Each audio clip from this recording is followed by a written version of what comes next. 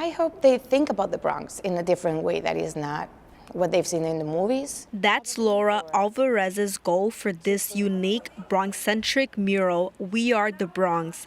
It is a visual welcome to future users of BronxNet upcoming studios and media labs at the Hub, which tells the history of the Bronx. It starts at the beginning of the 19th century when the Bronx was being built. I showed like activities that would have occurred, like how people mostly had to like look in the mirror to dress up. And then the Bronx became the place to leave for rich people that didn't want to leave downtown anymore. Giselle Ramirez, recent high school graduate, shows us part of the mural she painted, which describes what was happening in the 1970s. During the 1970s, hip-hop was born in the Bronx, and that's why I decided to make like silhouettes of like hip-hop dancers, and I decided to outline the whole thing in red because during the 70s, redlining happened. The whole concept was created back in Think, Create, Share Lab, where high school students gathered ideas to represent the Bronx and where they live. We all together can do this, because one person at a time cannot do it, but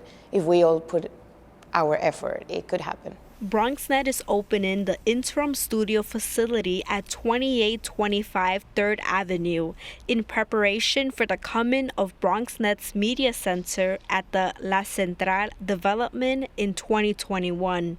Reporting for BronxNet, Yesenia Ramos.